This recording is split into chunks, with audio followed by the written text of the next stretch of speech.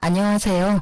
저는 딸아이 하나를 홀로 키우고 있는 30대 여성입니다. 사연글 읽는 걸 스트레스의 하나로 여겼는데 제가 이렇게 사연글을 작성하게 될 줄은 꿈에도 몰랐네요. 저에게 이런 말도 안 되는 일이 일어날 줄이야. 그래도 이혼 과정이 잘 마무리가 되어 이제야 한시름 놓게 되어 이렇게 여러분께 제 이야기를 들려줄 수 있게 됐어요. 저와 남편은 5년의 연애 끝에 결혼한 케이스예요. 그만큼 서로의 장단점을 알고 있었기에 신중한 결혼이었지만 연애와 결혼은 다르다는 말을 실감한 결혼이기도 했죠. 저는 그리 잘 사는 집 딸은 아니지만 사회 초년생 때 부모님이 돌아가셔서 유산이 좀 있었어요. 결혼 기간 동안에는 그 부분을 남편에게 말하지는 않았죠. 왜냐고요? 남편은 돈을 너무 사랑하거든요. 일명 과시욕의 현신. 그런데 결혼하고 보니 시댁에도 과시욕의 현신이 한 분 더 있더군요. 바로 우리 시모였어요. 시모는 제가 부모가 없다는 것도 친정에 돈이 없다는 것도 무척이나 싫어하셔서 결혼을 엄청 반대했어요. 그때 그냥 관뒀어야 했는데 제가 콩깍지가 단단히 쓰였는지 그때는 그놈이 좋아서 빨리 결혼이 하고 싶었죠. 그때 나로 돌아간다면 절대 하지 않을 결혼이라는 선택. 그 선택 이후 제 삶은 180도로 달라졌어요. 결혼 직후 알게 된 그놈의 다른 얼굴은 논팽이였어요. 그리고 잡은 물고기는 거들떠도 보지 않는 쓰레기 같은 인간이기도 했죠. 남편의 그런 모습은 제가 시모와 부딪힐 때마다 드러났어요. 제일 처음 남편의 다른 모습을 느꼈을 때는 임신 전으로 그 당시 저는 간호사로 일하고 있었죠. 제가 일하던 병원은 환자가 많아 바쁜 곳이었고 매일 아침 8시부터 저녁 7시까지 일을 하고 집에 돌아가면 집안일 하기도 힘들 정도였어요. 장시간 서 있고 말해야 하고 웃어야 하고 신경을 곤두세워야 했으니까요. 신혼여행을 다녀오고 복귀를 한 날 오후 시모에게 전화가 왔어요. 얘, 너 반찬 좀 만들어서 오늘 저녁에 우리 집에 갖다 주고 가. 반찬이요? 귀 먹었니? 한 번에 알아듣지도 못해. 사오지 말고 만들어서 와. 저는 힘든 놈으로 장을 봐서 반찬을 만들어 시모의 집으로 갔습니다. 이미 시간인 9시가 훌쩍 넘어 있었어요. 어머님, 반찬 만들어 왔어요. 넌 왜 이렇게 늦어? 식탁 위에 반찬 올려놔라. 반찬을 올려놓자 시모는 손에 일회용 장갑을 끼고는 젓가락을 들고 왔어요. 그러더니 제가 만든 반찬의 냄새를 맡고 한 입씩 맛보더군요. 어쩜 이리 하나같이 맛이라고는 없니? 이래가지고 내 아들 아침밥이나 제대로 만들어주겠어? 그러면서 제가 보는 눈 앞에서 제가 방금 만든 반찬을 음식물 쓰레기통에 탈탈 털어넣기 시작했어요. 그리고 그걸 보는 제 멘탈도 탈탈 털리고 있었죠. 부모 없는 건 티가 안 날래야 안 날 수가 없어. 배운 게 없으니 음식 맛이 이 모양이지. 너 내가 됐다고 할 때까지 월, 수, 금 반찬 만들어서 와. 내가 지정하는 걸로. 알았지? 그러면서 마지막에는 자기가 버린 음식을 담은 봉투를 제게 건네며 나가는 길에 버리라고 시키기까지 했죠. 정성스레 만든 반찬을 가져오자마자 내 손으로 버리는 그 기분 정말 더러웠어요. 눈물도 나고 눈물이 마르니 화가 나고 화가 가라앉으니 어떻게 하면 복수할 수 있을까를 생각하고 있더라고요. 어머님, 반찬 가져왔어요.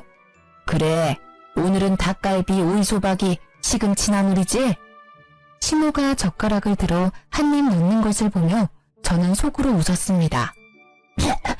이게 뭐니? 닭갈비가 왜 이렇게 달아? 오이소박이는 짜고 시금치는 왜 이렇게 곤죽이 됐어? 제가 종이류를 잘못 봤나 봐요. 그치만 어차피 쓰레기통에 버릴 음식 상관없지 않나요? 드시지도 않을 거 설탕 덩어리, 소금 덩어리면 뭐 어때요? 먹을 사람도 없는데. 예, 그럼 너 일부러 이랬다는 얘기니? 제가 왜 일부러 그러겠어요. 어머님이 제 음식을 일부러 버리는 게 아닌 것처럼 저도 일부러 그런 건 아니에요. 말하는 것 좀 봐. 음식 버린 게 그렇게 화났어? 그럼 음식을 맛있게 해와. 그러면 내가 버릴 리가 있겠어? 네가 못 배운 걸 왜 내 탓을 하고 난리니? 어머님도 못 배운 티가 나세요. 누가 음식을 그렇게 함부로 대해요? 음식 남기면 지옥 간다는 말도 있잖아요. 그러다 진짜 큰일 나면 어쩌시려고. 너 지금 나 타박하는 거니? 좀 기가 막혀서 네가 그러고도 며느리야. 음식이 음식 같아야 말이지. 소염물 같은 음식도 반찬이라고 시어머니한테 가져오다니. 네, 어머님이 그렇게 말씀하시면 어쩔 수 없죠. 소염물 같은 음식 2번 다시 어머니께 가져다 드리지 않을게요. 그럼 됐죠? 결국 저는 6개월 만에 반찬 지옥에서 벗어났습니다. 그러나 그 뒤에는 더 큰 지옥이 기다리고 있었어요. 육아휴직 중에 시모의 호출로 시작된 그 일이요. 예, 너 오늘 쇼핑하는 때 따라와라. 그날은 우리의 음력 생일이었어요. 그래서 저는 시모가 손녀 생일 선물이라도 사주려나 보다 싶어서 따라 나섰죠. 애를 맡길 곳이 없어 어린이집에 맡겨두고 백화점으로 갔어요. 너 뭘 그렇게 멀뚱멀뚱 쳐다봐? 빨리 들어. 아니, 자기는 손이 없고 발이 없는지 저에게 짐을 들도록 시키더라고요. 뭐 거기까지는 그나마 좋게 봐줄 수 있었어요. 백화점에서 몇 보따리를 사서 나온 시모가 이번에는 자신이 가던 정형외과로 향했어요. 시모는 족저근막염이라는 걸 앓고 있는데 잘 낫지 않아서 정기적으로 정형외과를 방문하고 있었어요. 그런데 그날따라 한 간호사와 트러블이 잦더라고요. 저는 하녀처럼 옆에 붙어서 다니고 있었기에 시모의 과도한 요구와 간호사의 불친절이 만나 싸움판이 벌어진 것을 구경하고 있었죠. 아가씨, 여기는 왜 금액이 이렇게 비싸? 저번에 다니던 곳은 이곳 1회 금액으로 2회를 할 수 있을 정도였는데 너무 과잉 청구 아니야? 간호사는 보기 드문 미인이었어요. 한 번 보면 잊기 어려울 정도로 존재감이 넘치는 얼굴이었죠. 그녀는 시모에게 밀리지 않고 더 당당하게 말했어요. 환자분, 그러면 그 병원 가시면 되잖아요. 왜 다른 병원 와서 남의 병원이 이렇다 저렇다 떠드시는 거예요? 싫으시면 여기 오지 마세요. 그 병원이 뭔가 마음에 안 들었으니까 여기 오셔놓고 무슨 불평불만이 그렇게 많으세요. 시모 못지않은 드센 기운의 간호사는 시모를 납작하게 눌러버렸죠. 배 파랗게 어린 게 두 눈 부릅뜨고 말하는 것 좀 봐. 어른한테 그게 할 소리야? 너 내가 원장한테 말해서 여기 그만두게 만들어줄 테니까 딱 기다리고 있어. 으름장을 놓는 시모의 말에도 그녀는 네 성의 없는 말투로 일관했고 결국 시모는 화가 머리끝까지 났습니다. 그런데 엉뚱하게도 그 간호사가 키운 불똥이 제게 튀었죠. 오늘은 저녁 먹고 들어갈 거야. 그 말에 저도 출출함을 느꼈기에 시모를 따라 안으로 들어갔어요. 그런데 갑자기 시모가 이상하다는 얼굴로 저를 쳐다보더군요. 왜 그러세요, 어머니? 넌 왜 따라와? 네? 난 너랑 같이 밥 먹기 싫어. 나도 밥 편하게 좀 먹자. 네 얼굴 보면서 먹으면 체할 것 같아서 그래. 넌 밖에서 짐이나 지키고 있어. 그 순간 진짜 손이 벌벌 떨리는 게 시모의 뺨을 날려버리고 싶은 기분을 참느라 심호흡을 몇 번이나 했는지 몰라요. 짐이나 지키고 있어라? 아우 진짜. 시모만 아니면 저도 아까 그 간호사처럼 대꾸해주고 싶을 정도였죠. 딸아이 생일 선물 사러 온 거라고 생각했는데 그런 것도 아니었고 가만 보니 딸의 생일인지도 모르고 있는 눈치더라고요. 저런 사람을 시모라고 모셔야 하다니. 그러던 중에 전화벨이 울리더라고요. 어린이집 선생님이었어요. 어머님, 저희 마감 시간이 다 되어가서요. 혹시 언제쯤 오시나요? 아, 죄송해요. 최대한 빨리 데리러 갈게요. 죄송합니다. 갈 때까지 조금만 봐주세요. 전화기 너머로 연신 고개를 숙이며 사죄의 말을 한 저는 남편에게 급히 전화를 걸었습니다. 당신 빨리 어린이집에 좀 가봐. 마감 시간이라는데 내가 가기가 좀 그래. 당신 애 보려고 육아휴직 하는 거 아니었어? 지금 어디서 뭘 하고 있길래 애도 맡겨놓고 밖이야. 내가 지금 놀고 있으면 당신한테 전화했겠어? 다짜고짜 왜 나한테 화내고 난리야. 나 지금 어머님하고 밖에 나와 있거든? 당신 퇴근 시간 넘었는데 집 아냐? 나 지금 바빠. 갑자기 전화해서 데려오라 말라야. 나 안 갈 테니까 당신이 알아서 해. 자기 말만 하고 끊어버리는 남편 때문에 저는 열이 더 받았고 결국 이제 막 밥 한 술 뜬 시모에게 가서 말했어요. 어머님, 어린이집에서 마감 시간이라고 연락 왔어요. 제가 데리러 가야 할 것 같은데 괜찮을까요? 저는 최대한 정중히 물어봤어요. 설마 손녀딸 일인데 그마저도 하지 말라고 하진 않겠지. 그렇지만 시모는 제 짧은 생각을 한참 넘어서는 상식의 소유자였어요. 네가 가면 내 짐은 누가 지키니? 그리고 나 혼자 저 많은 짐을 어떻게 들고 가? 넌 생각이 있는 애니 없는 애니? 어머니야말로 생각이 있어요? 라고 묻고 싶은 걸 꼭 참았습니다. 그리고 다시 정중하게 말씀드렸어요. 어머님, 어린이집 마감이면 선생님도 집에 가셔야 해요. 우리 애 하나 때문에 선생님 힘들게 할 수는 없는 노릇이잖아요. 그게 그 사람들 일 아니니? 바쁜 사람 위해서 어린이집이 있는 거지. 그렇죠. 바쁜 사람을 위한 어린이집이죠. 그런데 저는 바쁜 일이 없으니까 그만 가보겠습니다. 어차피 밥은 어머님 혼자서 드시고 짐은 발이 달린 것도 아닌데 알아서 잘 있겠죠. 집에 가실 때는 알아서 하세요, 그럼. 야, 너 어디 가? 짐 하나라도 없어지면 네가 책임질 거야? 당장 이리 오지 못해? 제 등 뒤에서 고래고래 고함을 지르는 시무를 모른 채 하고 저는 택시를 타고 어린이집으로 갔습니다. 택시 안에서 초조하고 미안한 마음에 눈물이 다 나더라고요. 두 번 다시 내가 저놈의 시무 믿나 봐라 하는 마음만 가득했어요. 애는 늦게까지 혼자 있어서 그런지 시무룩해 보였어요. 저는 백화점에서 딸 생일 선물 하나 사오지 못한 저를 원망했어요. 점심때 어린이집에 맡기면서 우리 딸 생일 선물 사오겠다고 말했는데 그걸 지켜주지 못해서 속상했거든요. 집에 와서 아이를 재워놓고 나니 억눌렀던 화가 차오르는 것이 느껴졌습니다.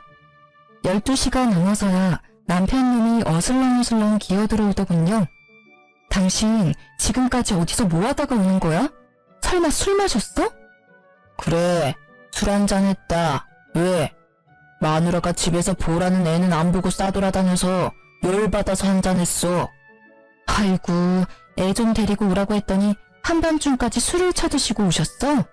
당신 나하고 애한테는 신경도 안 쓰지? 내가 못 간다고 이야기하면 당신이라도 가야 하잖아. 오늘 애가 시무룩해서는 그게 내 잘못이야? 따지고 보면 당신이 육아휴직하면서 집에서 쉬는 주제에 빨빨거리고 돌아다닌 게 잘못이지.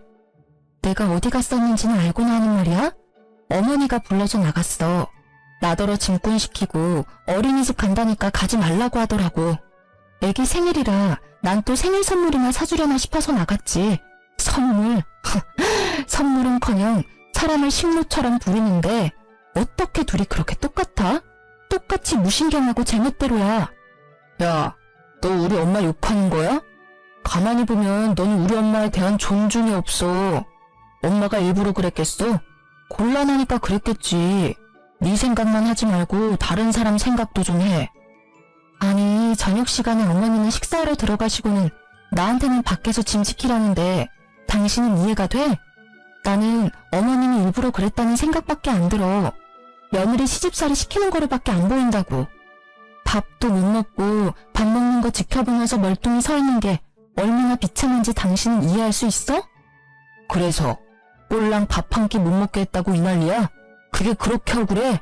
자, 돈 줄 테니까 가서 먹고 와. 아주 배 터지게 먹고 와. 그럼 되겠네. 갑자기 지갑을 열어젖힌 남편이 제 얼굴로 10,000원짜리 한 장을 집어 던졌어요. 순간 그 치욕과 더러운 기분이 한데 뭉치면서 제 눈깔도 돌아버렸습니다. 이 인간이 돌았나? 지금 내 얼굴에 돈을 던져? 내가 지금 돈 없어서 그러는 줄 알아? 사람을 하녀처럼 부려먹는 당신 엄마한테 열받아서 그러지. 당신 엄마? 이게 오냐오냐하니까 시어머니를 뭐라고 생각하는 거야? 그리고 돈 준 게 싫어? 너 매일 입만 열면 돈 없다 앵앵대잖아. 그리고 남들은 애 보면서 살림도 잘만 하는데 당신은 그거 하나도 제대로 못해서 바쁜 사람 오라가라야? 진짜 한 대 패버리고 싶은 걸 겨우 참았어요. 저놈이 지금까지 돈 없다는 제 말을 이런 식으로 받아들인 줄 몰랐어요. 매번 남편 사치를 말리려고 돈 없다고 자제시킨 것뿐인데. 그래, 남의 남편들은 일하면서도 애한테 어찌나 지극정성인지. 그에 비하면 우리 애아빠라고 있는 놈은 그 와중에 자기 엄마랑 똑같이 애 생일까지 잊어버리고 바로 어제 이야기했는데 애 얼굴 보는 거 미안하지도 않니? 음력 생일이 뭐가 중요한데 양력 생일 챙겨주면 되잖아. 이러니 내가 당신을 못 믿지. 당신 아버님이 음력 생일 지내라고 한 거 잊었어? 어떻게 아버님만 연락 올 수가 있어? 당신이 오늘 어떻게 나오는지 보고 아버님한테 말할까 말까 고민했는데 안 되겠어. 내일 당장 전화해서 이야기할 거야. 잠깐만. 그런 걸로 무슨 전화까지 해. 좋아. 그럼 내일 가족끼리 가까운 동물원이라도 갔다 오자. 우리 딸 동물원 좋아하잖아. 헬렐레 하던 남편을 바짝 긴장하게 만든 건 제가 아니라 시부였죠. 남편은 시부가 운영하는 작은 회사에서 관리직이라는 명목뿐인 직급으로 일하면서 월급을 받고 있거든요. 게다가 월급 외에도 손녀 용돈이라는 명목으로 매달 몇십만 원씩 주셔요. 몰래 저한테는 따로 용돈도 주시고요.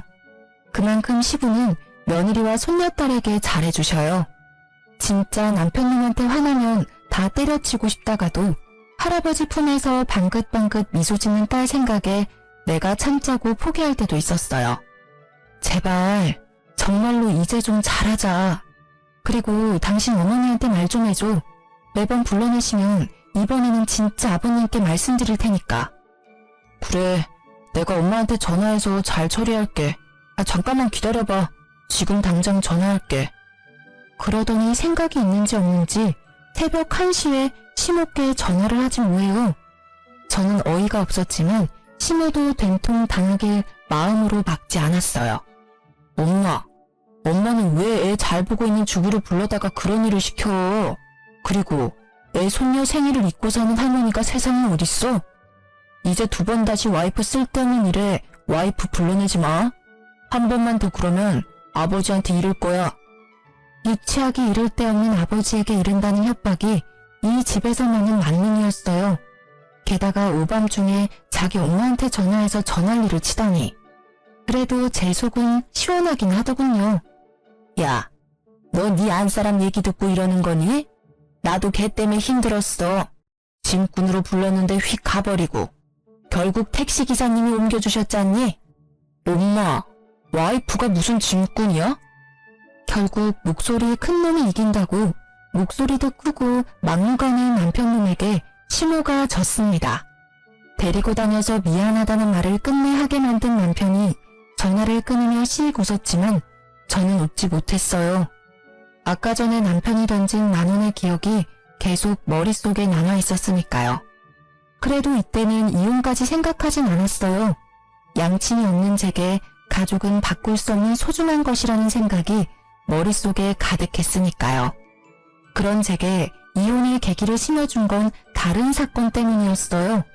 딱 하루 양친의 성묘를 가기 위해 남편의 차를 빌렸을 때였어요. 그날도 남편은 바쁘고 애를 봐줄 사람은 없어서 제가 아이를 데리고 가야 했거든요. 카시트가 있는 남편 차에 올라탔다가 아이가 떨어뜨린 장난감을 주워주려고 고개를 숙였는데 제 눈에 뭔가 반짝이는 게 보이더라고요. 들어 올려보니 팔찌였어요. 저는 액세서리를 별로 좋아하는 편이 아니라 제 것은 분명히 아니었는데 그 여성이 착용할 것 같은 디자인은 납골당 다녀오는 내내 찝찝하게 머릿속을 맴돌았어요. 설마 이놈이 바람까지 폈겠어? 아니야. 직장 동료가 회식 때 탔다가 흘린 걸지도 모르지. 고민하던 저는 정면 돌파를 선택했어요. 여보, 당신 차에 팔찌가 있는데 누구 거야?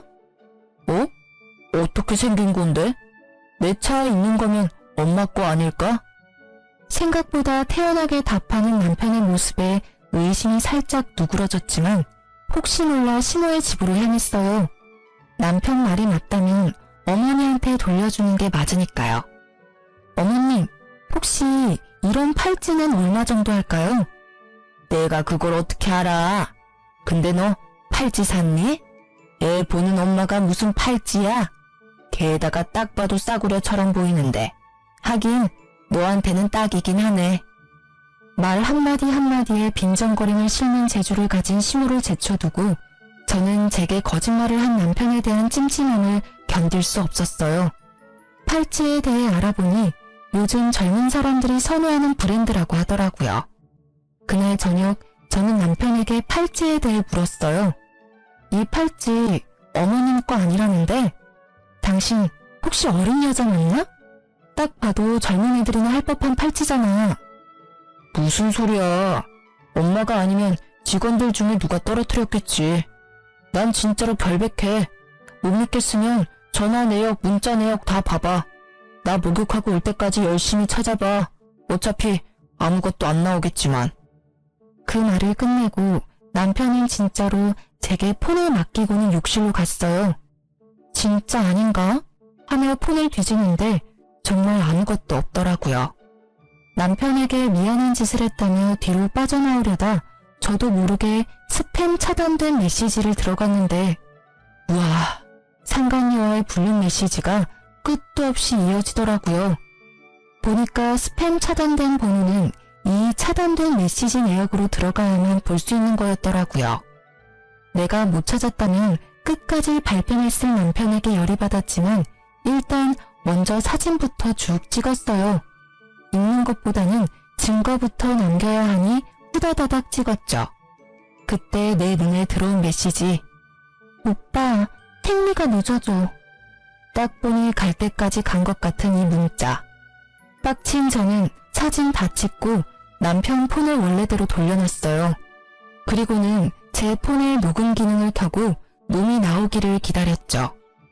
당신 폰 진짜로 내가 뒤져봐도 돼?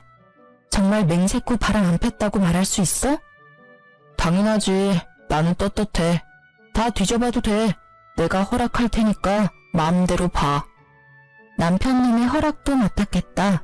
저는 알겠다고 하고 뒤지는 신용만 했습니다. 그리고는 아무 말 없이 안방으로 가 누웠죠. 옆에서 거봐, 없지?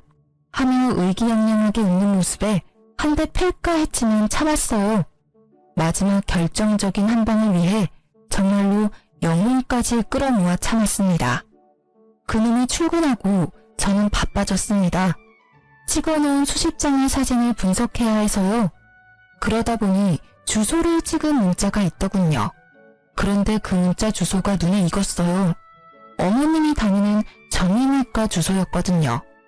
저는 잠시 고민하다가 정형외과로 갔습니다. 그리고 간호사들이 앉아있는 안내 데스크에서 이렇게 말했죠. 며칠 전에 요 앞에서 팔찌를 하나 주웠는데 혹시 주인이 계신가요? 제 것 같은데요. 그렇게 나서는 여자의 얼굴을 보고 저는 속으로 깜짝 놀랐습니다. 시모와 대판 싸운 그 불친절한 간호사였거든요. 저는 속으로 숨을 삼키고 확인했어요. 진짜 주인인지 모르니까 팔찌가 어떻게 생겼는지 설명해 주시겠어요? 똑같으면 제가 드릴게요. 로즈골드의 체인이고요. 꽃 모양이에요. 큐빅이 꽃에 4개 정도 박혀있고. 정확한 설명이었습니다. 저는 드디어 남편놈과 바람핀 상간녀를 잡았어요. 그러나 당장 그 앞에서 난리치지는 않았어요. 그러면 복수가 아니잖아요. 저는 그녀에게 돌려주고는 전화번호를 하나 받아놨어요. 상간녀가 제게 뭐라도 사겠다고 하길래 지금은 안 되니 나중에 제가 전화하면 와달라고 했죠. 이것도 인연인데 친하게 지내자면서요. 그리고 집에 돌아와 남편을 기다렸습니다. 그날도 남편은 상간녀를 만났는지 엄청 늦게 오더군요. 당신 바람 폈지? 무슨 헛소리야. 아니라고 몇 번을 얘기해. 그런데 어떡하지? 나는 이미 증거를 잡았는데. 뭐? 그런 게 있을 리가 없잖아. 그놈은 눈에 띄게 당황하고 있었어요. 그 모습은 틀림없는 불륜남의 불안함이었습니다. 그때 보여준 당신 폰에서 봤어. 스팸으로 차단된 문자에 고스란히 찍혀있던데 내가 못 찾을 줄 알았나봐. 이 나쁜 놈아. 애한테 신경도 안 쓰고 늦게 쏘다니더니 바람을 펴? 이제 애가 1살이다. 당신 머리통에는 도대체 뭐가 든 거야? 애 아빠라는 생각이 있긴 해? 아, 그래. 폈다. 바람 좀 폈어. 맨날 집에서 들들 볶기나 하는 마누라한테 질려서 다른 여자 좀 만났어. 근데 그게 뭐 내가 죽을 죄를 지은 것도 아니잖아. 솔직히 나도 당신한테 질려. 매번 우리 엄마랑 싸우고 나랑 싸우고. 나도 당신이랑 같이 살기 싫어. 이혼해. 진짜 돌았구나. 완전 갈 때까지 가셨네. 세상은 당신 같은 놈을 유책 배우자라고 해. 당신한테 유리한 점은 하나도 없다고. 그딴 거 난 모르고 딸 양육권, 친권만 있으면 돼. 어차피 당신은 경제권도 없고 아무것도 없잖아. 그러니까 당신은 애 못 데려가. 우리 딸이 황금알을 낳는 거위인데 당신이 가져가면 똥 되는 거야. 에라이 미친놈아. 딸을 돈 버는 기계로 생각해? 아버님이 주시는 용돈 때문에 애 데려가려는 거면 절대 못 데려가. 이혼하자고? 그래. 내가 못할 줄 알아. 이혼해. 소송 걸고 없는 진창으로 같이 싸워보자. 어? 지금 당장 어머님 댁으로 같이 가. 가서 이혼하겠다고 말씀드리고. 화가 머리끝까지 난 저는 시모 집으로 가는 차 안에서 시부와 상간녀에게 문자를 보냈습니다. 시모의 집 주소를 보내면서 지금 이쪽으로 오라고 말이죠. 갑자기 너희들 무슨 일이야? 둘이서 같이. 어머님, 저희 이혼하기로 했어요. 제가 말을 꺼내자마자 시모의 얼굴빛이 확 달라지며 눈을 반짝이더군요. 저는 속으로 웃었습니다. 남편놈의 상간녀가 누구인지 알고도 이렇게 좋아할 수 있을까요? 어머, 얘 잘됐다. 너희는 아무리 봐도 안 맞았어. 어쩜 잘 생각했어. 어머님, 안 맞아서 헤어지는 게 아니라 이 사람이 바람 펴서 헤어지는 거예요. 바람? 너 진짜 바람 폈니?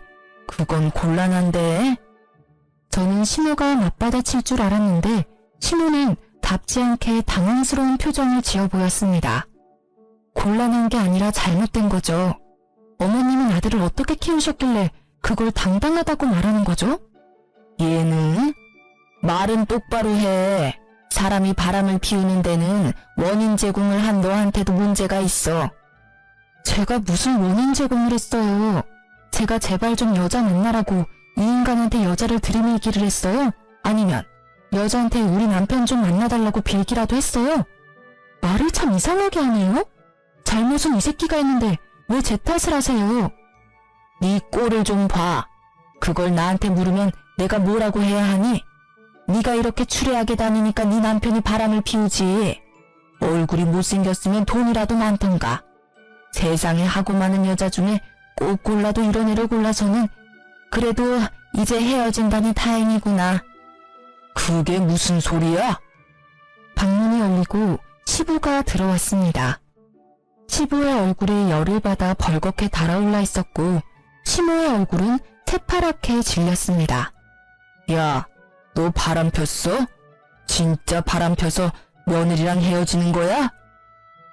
그게 바람을 핀 게 아니라 성격이 안 맞아서 헤어지는 거예요. 매번 엄마랑 싸우고 저랑도 안 맞고. 대신 애는 제가 데려올 거예요, 아버지.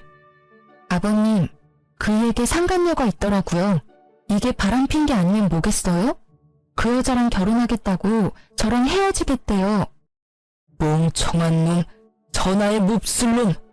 핏줄 어디 안 간다더니 지 엄이랑 똑같은 짓을 해? 네 엄이랑 내가 왜 별거 중인지 몰라서 그런 짓을 해? 여보, 지금 며느리는 저희랑 급이 안 맞아요. 친정에 부모도 없고 돈도 없고 그렇다고 예쁘기나 해요? 그 입 좀 다물어. 당신 그 바람기로 내가 받은 고통, 이번에는 당신 자식이 제 아내한테 그대로 저지르고 있어. 당신은 느끼는 게 없어? 그러고도 당신이 어미야? 아버지, 이 사람이 매번 어머니랑 싸워서. 내가 바보냐? 며느리한테 다 들어서 이미 알고 있다. 하나부터 열까지 네 어미와 네가 잘못한 짓을. 네 어미가 그런 짓을 저지르면 너라도 네 처를 감싸고 위로해야지. 아이고, 자식 새끼라고 하나 있는 게 모지리가 따로 없어. 이유가 어찌 됐든 둘 다 이혼하기로 한 거 그냥 허락해주고 재혼시켜줘요. 새로 들일 애는 집도 꽤 살고 애도 참아대요. 이놈의 옆했네. 끝까지 반성은커녕 불난 집에 부채질만 해? 좋아. 그렇다면 나도 이제껏 질질 끌어온 일을 해결해야겠지. 오늘부터 당신에게 주던 돈은 다 끊을 거야. 아니 여보, 그럼 저더러 어떻게 살라는 말이에요? 그리고 너, 내일부터는 다른 직장 구해봐. 내 회사에 네 자리는 이제 더 이상 없을 거다. 아버지, 일을 그만두게 하신다뇨. 한 번만 봐주세요. 뭐? 봐줘? 나는 이미 결정했다 이놈아. 이 집안의 바람으로 이런 일 일어나는 건 마지막이어야 할 거야. 아니면 내가 진짜로 이번에는 당신이랑 이혼하고 아들놈 호적에서 파버릴 테니까. 아버지, 아버지는 도대체 누구 편이에요? 내가 저 여자랑 안 살겠다는데 왜 아버지가 이 난리시냐고요. 이놈이 그래도 제정신을 못 차리지. 내가 왜 난리냐고? 내가 내 손녀딸 할아버지라서 그렇지. 니놈한테 무슨 아빠 자격이 있어? 귀한 딸 팽개쳐놓고 여자 만나러 다니는 꼴이 어떻게 둘이 똑같아? 시부의 분노에 찬 고함 소리가 끝나자마자 벨이 울렸어요. 저는 후다닥 뛰어나가 상간녀를 안으로 들였습니다. 제가 부탁한 순대 사오셨나요? 고마워요. 제가 순대를 너무 좋아하거든요. 자, 어서 들어오세요. 집안이 좀 어수선하긴 하지만. 거실로 들어오는 그녀의 모습에 놀란 건 남편뿐만이 아니었어요. 두 사람의 그 썩어버린 표정을 보니 제 기분이 너무 상쾌하더라고요. 게다가 상간녀는 남편과 시모를 쳐다보더니 망했다는 표정으로 그 자리에 서 있었어요. 망했겠죠. 자기가 그렇게 업신여기던 민폐 환자가 여기 딱 서 있는데. 왜 네가 여기 와? 나 팔찌 찾아주신 분이 이분이셔. 뭐? 팔찌? 그래, 그 팔찌. 망할 당신이 나한테 거짓말했던 그거 어머님 거 아니었더라? 그래서 내가 주인 찾아줬어. 그리고 이참에 여기에 불렀지. 관계자들 다 모였으니까 이혼 얘기 이제 해보자고. 제 말이 끝나기도 전에 시모는 발광을 했습니다. 거의 발작 수준이었죠. 그것도 이해는 가요. 시모를 하찮게 여긴 간호사잖아요. 물론 하찮은 사람이긴 하지만 대놓고 그런 대우를 당한 게 처음이라. 예, 너 만난다는 여자가 이 여자야? 미쳤어, 미쳤어. 이 여자 절대로 안 돼. 도대체가 너는 보는 눈이 왜 이렇게 없어? 게다가 순대, 내가 제일 질색하는 걸 들고 왔잖아. 엄마가 어떻게 얘를 알아? 두말 안 해. 나는 이 애는 허락 못해. 같은 값이면 그나마 조금이라도 순종적인 며느리가 낫지. 어머님, 제가 왜 남아있으리라고 생각해요? 저 나갈 건데요. 이제 와서 버스 잡아도 늦었어요. 저도 두 분한테 정이 뚝 떨어졌군요. 정말 어디 가서 이런 애들만 골라서 와? 좀 괜찮은 애를 데리고 와야 데리고 다닐 맛이 날 거 아니야. 상간녀는 잠시 주변을 둘러보는 듯 하더니 생각이 끝난 듯 말도 안 되는 말을 짓거리더라고요. 안녕하세요. 정하경이에요. 오빠와는 만난 지 1년 됐고 오빠와의 결혼을 진지하게 생각하고 있어요. 머리가 돌아버린 건지 원래 앞만 보고 사는 건지는 모르겠지만 아직 정식으로 이혼도 안 한 와이프 앞에서 당당하게 말하는 꼴을 보니 보통 꼴통은 아니구나 하는 생각이 들었죠. 그래요? 아직 이혼도 안 한 남자랑 결혼 생각을 하고 있어요? 부인 있는 남자랑 바람 펴놓고 상간녀라 그런지 얼굴에 철판을 깔았나 봐요. 세상의 모든 상간녀들이 다 그렇죠. 전 당당해요. 상간녀이기 전에 저와 오빠는 사랑하는 사이고 그걸 맡고 있는 사람이 아줌마니까요. 애를 빌미로 매번 협박한다는데 그게 아내가 할 행동인가요? 네가 뭘 안다고 입을 나불대? 애를 빌미로 협박? 네가 좋아하는 오빠가 그리 말하든? 웃기고 있네. 이렇게 순진한 아가씨가 여기 있네. 이보세요 상간녀씨. 당신 오빠는 기본적으로 애를 안 봐줘요. 애를 빌미로 협박? 당신 오빠가 애를 무서워할 것 같아? 정작 무서워하는 건 따로 있는데?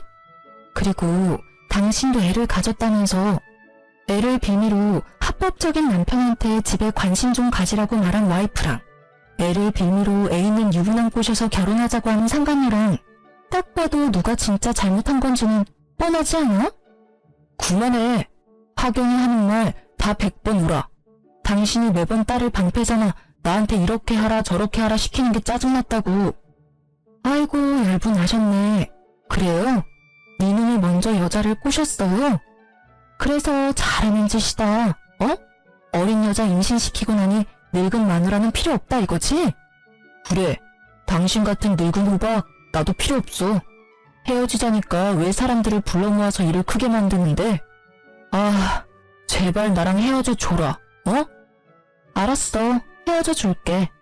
그치만 어머님도 아버님도 아셔야 하잖아.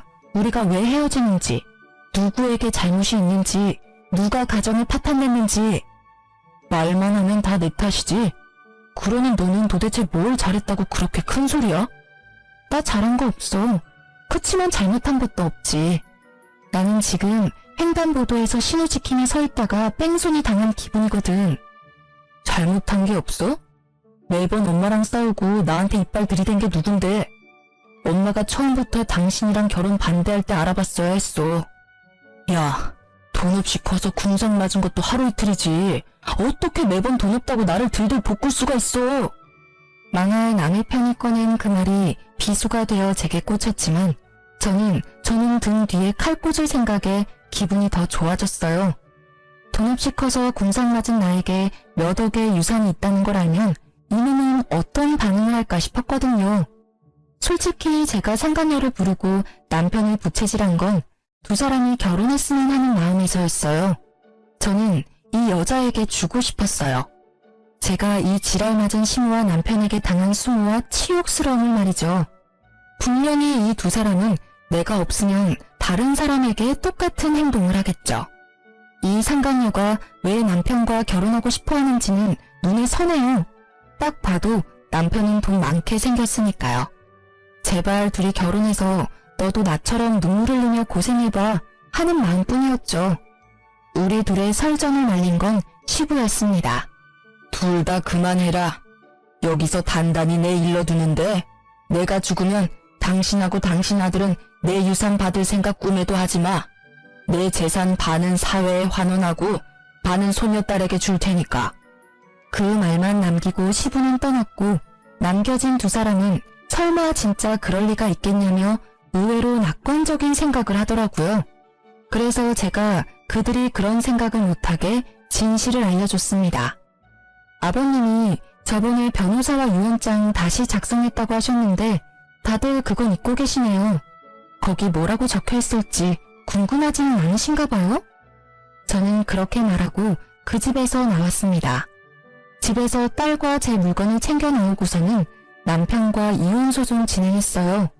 부모님이 남긴 유산으로 교회에 적당한 집도 하나 사고 파트타임으로 일하며 일자리도 얻었어요. 그리고 제가 집을 샀다는 걸 어디서 들었는지 시모가 제 집으로 찾아왔더군요. 예, 잘 지냈니? 일하느라 애 보니 힘들지? 그래서 내가 반찬 좀 싸왔어. 시모의 몰골은 웃기지도 않았습니다. 언제나 명품을 휘두르고 있던 시모에게 명품이라고는 하나도 보이지 않았으니까요. 내가 많이 잘못했어. 너한테 돈이 많았다면 미리 얘기하지 그랬어. 그랬으면 내가 그렇게까지 하지는 않았을 텐데. 아들도 많이 후회하더라. 그러니 다시 잘해보는 게 어떠냐? 이 집도 내놓고 우리 집으로 들어오고. 그리고 너 아직 네 시아버지랑 자주 만나는 것 같던데 그 사람한테 잘 얘기해서 나 용돈도 다시 받도록 해주고. 바뀐 줄 알았더니 하나도 바뀐 게 없더라고요. 사람 쉽게 바뀌지 않는다더니 어찌 이리 얄미운 부분은 그대로인지.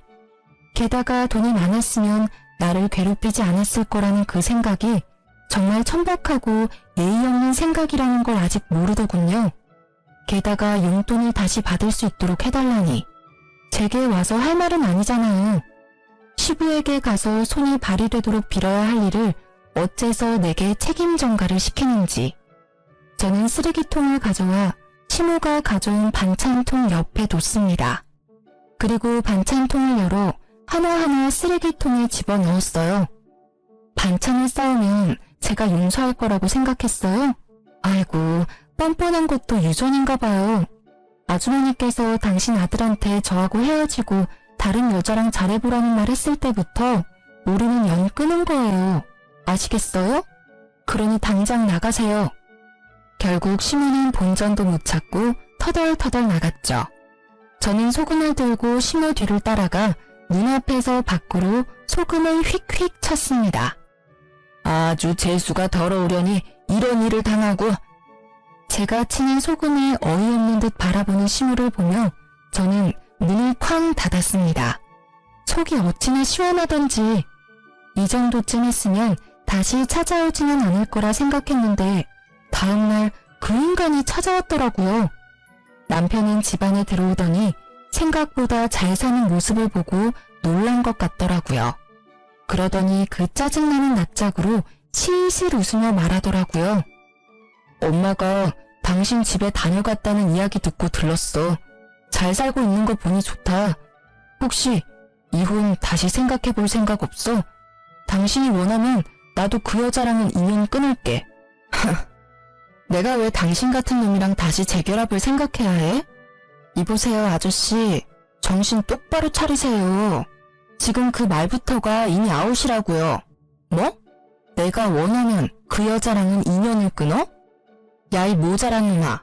네가 최소한 나하고 재결합을 운운할 생각이었으면 그 여자랑 인연을 먼저 끊고 나한테 와야지. 순서가 한참 바뀌었잖아. 지금 살고 있으면서 무슨 아서라? 네가 억만금을 들고 와도 너랑 다시 재결합은 안 해. 그러면 돈이라도 좀 빌려줘. 한 1,000만 원만. 미친. 나한테 돈 맡겨놨어? 그리고 왜 내가 너한테 돈을 빌려줘야 해? 내가 지금 당장 너한테 위자료 받아도 모자랄 판에. 그래, 이혼 소송하고 있으니까 막 가는 거야? 당신이 이렇게 돈 많이 있는지 몰랐지.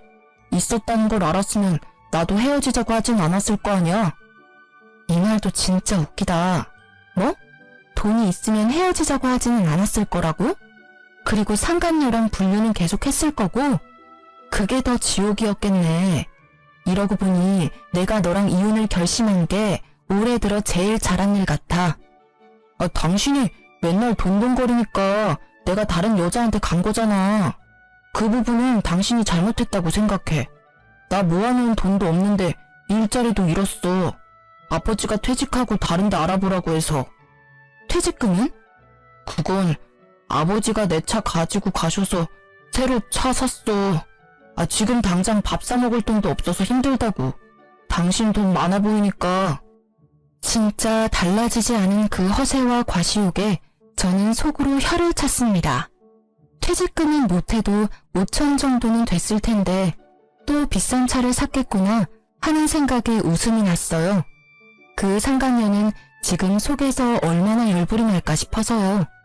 그래? 그럼 어쩔 수 없네. 자. 저는 가방에서 지갑을 꺼냈습니다. 그 손끝이 흥분으로 떨리는 걸 겨우 참았어요. 언젠가 다가올 이 순간을 위해 제 지갑 안에는 1,000원짜리 10장이 빼곡히 들어가 있었습니다. 저는 그 1,000원짜리 10장을 꺼내서 남편의 얼굴을 향해 시원히 뿌렸습니다. 배고프면 나가서 사 먹어 이 등신아.